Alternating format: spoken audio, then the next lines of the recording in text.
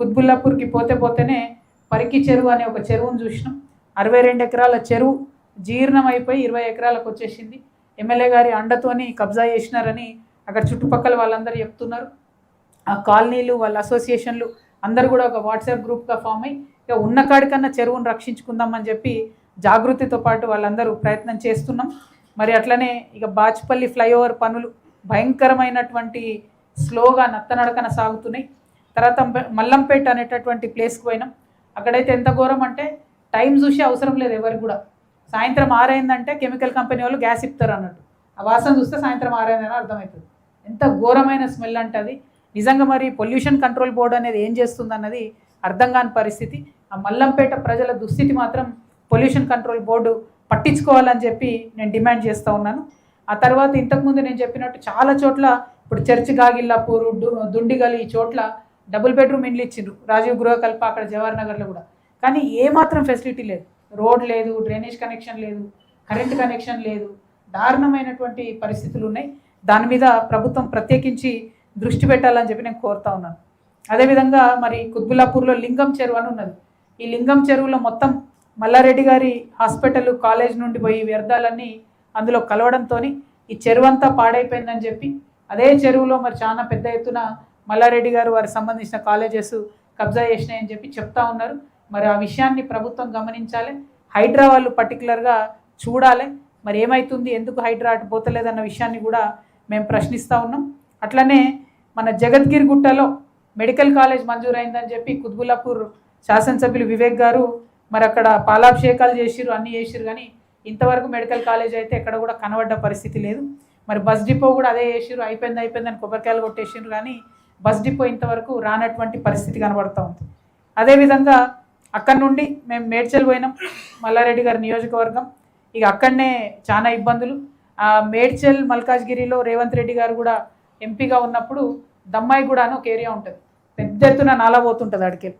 ఆ నాలా దగ్గరికి పోయి చూసి రేవంత్ రెడ్డి గారు ఏమంటారంటే ఈ నాలాలో పందులు బొర్లనియకుండా చూసుకుంటాం మేము అని చెప్పి ఆయన ఎంపీగా ఉన్నప్పుడే కొబ్బరికాయ కొట్టి నాలా పనులు అయిపోయినాయి, స్టార్ట్ చేసేసినామని చెప్పేసి వచ్చేసిరు. కానీ ఇంతవరకు కూడా ఆ నాలా పనులు మొదలు పెట్టలేదు. నేనైతే ఒక్కటే డిమాండ్ చేస్తూ ఉన్నా, ఆ నాలా పనులన్నా ప్రారంభించాలి. లేకపోతే రేవంత్ రెడ్డి గారు పోయి ఆ నాలా పక్కనన్నా ఉండాలి కొన్ని రోజులు. చాలా దారుణమైన పరిస్థితి ఉన్నది.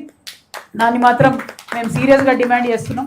ఎందుకంటే తెలంగాణ రైజింగ్ కాదు, ఇది చాలా అన్యాయమైన పరిస్థితుల్లో తెలంగాణ ఉంది. దీన్ని పట్టించుకోవాలని చెప్పి నేను సీఎం గారిని డిమాండ్ చేస్తూ ఉన్నాను. అట్లనే మన లక్ష్మీనగర్లో పక్కకే రూపాయికే వాటర్ కనెక్షన్ ఇస్తామని చెప్పి స్థానిక కార్పొరేటర్ గారు గెలిచిండ్రు, అయిపోయింది. అంత అయిపోయాక ఇప్పుడు బలవంతంగా 15,000 నుంచి 20,000 రూపాయలు ఒక్కొక్కరి దగ్గర వాటర్ కనెక్షన్ కోసం వసూలు చేస్తున్నటువంటి పరిస్థితి ఉంది. ఇది ఒక్క కాలనీ కాదు, హైదరాబాద్లో అనేక చోట్ల మేము ఎక్కడెక్కడ తిరిగితే మేడ్చల్లో అనేక చోట్ల ఇది కనిపించింది. కాబట్టి దీని మీద మేడ్చల్ కలెక్టర్ గారు ప్రత్యేక దృష్టి పెట్టాలని చెప్పి మేము డిమాండ్ చేస్తూ ఉన్నాం. అట్లనే ఇక చాలా దగ్గరలో సమీకృత మార్కెట్ యార్డులను కట్టిండ్రు, అవి ఎందుకు కూడా పనికి రాకుండా ఉన్నటువంటి పరిస్థితులు. ఇంతకుముందు నేను మీకు చెప్పినట్టుగా ఎక్కడ చూసినా కూడా హాస్పిటల్ లేదు, ప్రతి చోట అదే కంప్లైంట్. ఫ్లైఓవర్ నిర్మాణాలు, రోడ్లు అనేవి భయంకరమైన పరిస్థితులు ఉన్నాయి. ఇక మేడ్చల్ ఎండింగ్లో మేము లక్ష్మాపూర్ అనేటటువంటి గ్రామానికి పోయినాం.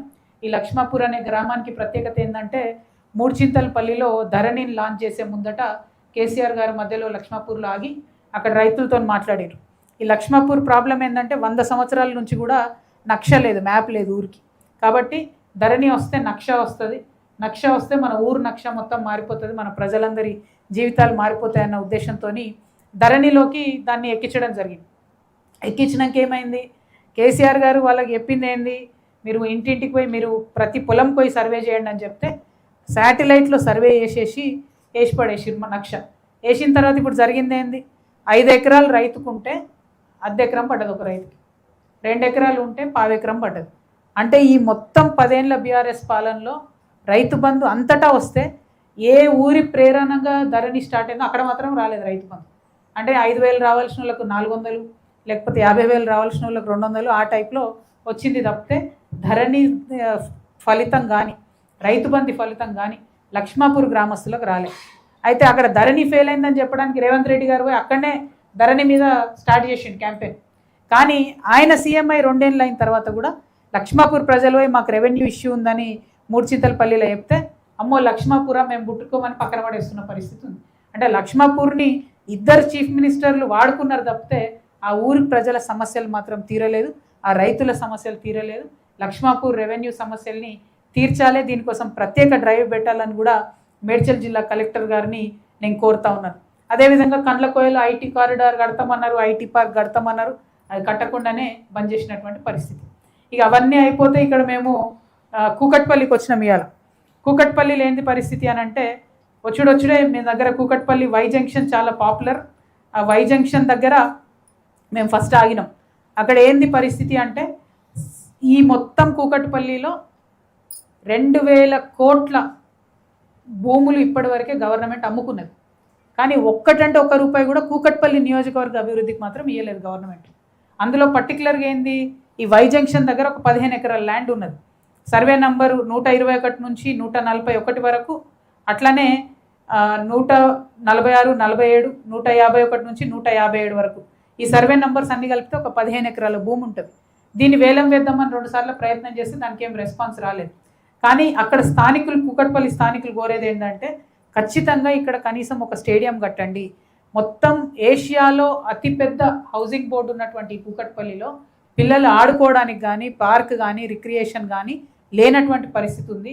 ఇక్కడ భూములు అమ్ముకొని మీరు ఇంకెవరికో ఇస్తున్నారు కాబట్టి ఇక్కడ ప్రజల సౌకర్యార్థం పార్కు ప్లస్ స్టేడియం కట్టాలని చెప్పి ఇక్కడ ప్రజలు డిమాండ్ చేస్తూ ఉన్నారు. అదేవిధంగా